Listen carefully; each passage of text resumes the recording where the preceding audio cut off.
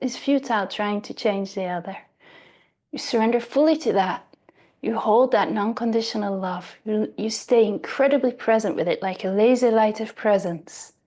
And you're in a conversation with someone, and for them, what's most important is to convince you why this political party is the best one and you're wrong, but you're just doing your spiritual practice.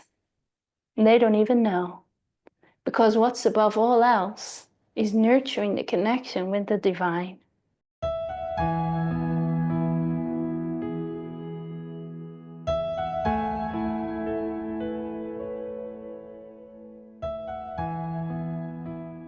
There's so much pain, it feels like, in the seeming division that I don't know how to bridge.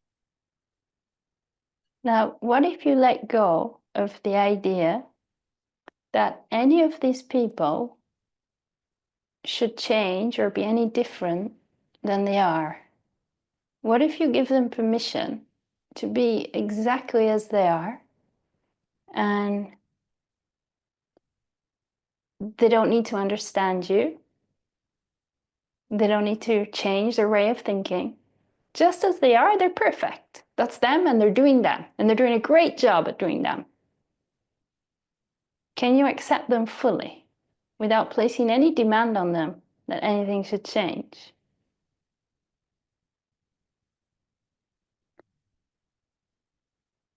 Often what causes suffering in relationships is the person shows up just being them as they are, with their level of consciousness, doing the very, very best that they can do with the level of consciousness that they're at.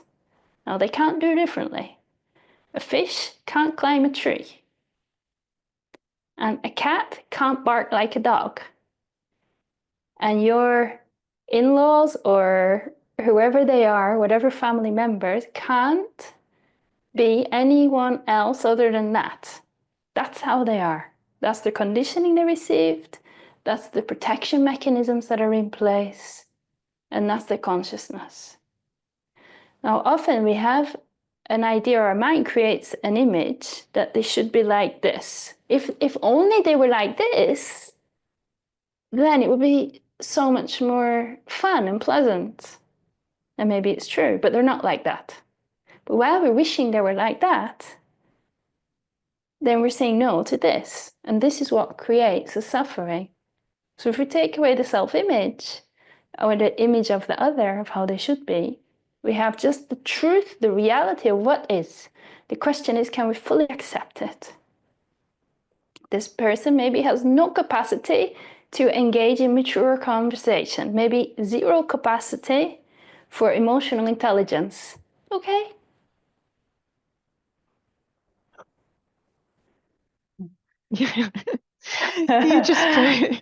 you just put your finger right on. I mean, I really didn't feel like I was putting pressure on them to change, but in a way I am, because I want more. I want more depth with them. And it's not possible. Yes. There is one place where you can find that connection, that depth that you long for. Within. When you seek it in others, life will reflect back to you. You're looking in the wrong place. So maybe you have this longing to meet with a deeper, more intimate connection, and they're not available for it. And maybe it's painful for you, the way they're relating with you. So rather than try to change them, you turn your attention around and you meet that pain. You turn towards that one inside. And often what we find actually is old pain from when we were a child, and our parents couldn't meet us in the intimacy and the openness that we long for. And that's the one you give your attention and your love to. It's futile trying to change the other. You surrender fully to that. You hold that non-conditional love. You stay incredibly present with it, like a laser light of presence. And you're in a conversation with someone, and for them, what's most important is to convince you why this political party is the best one and you're wrong, but you're just doing your spiritual practice. And they don't even know. Because what's above all else is nurturing the connection with the divine.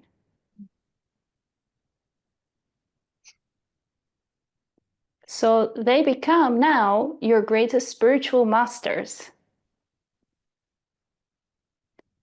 And what can you do? Just bow humbly at their feet. Thank you. Thank you for being you just the way you are. Because without you being so challenging and obstinate and rude and whatever else you are, you wouldn't give me this practice to open up to my true Buddha nature, which is compassion and unconditional love.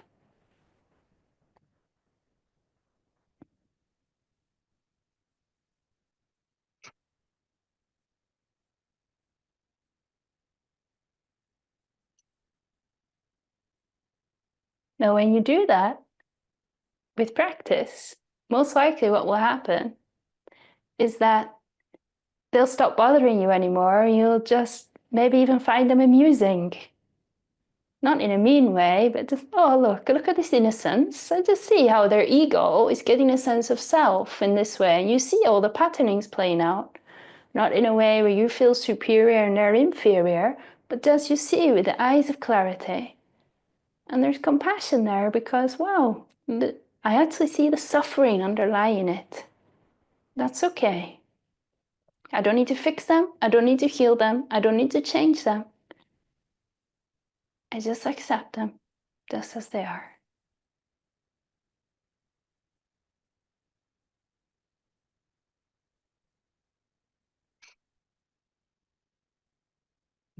It feels like such a relief.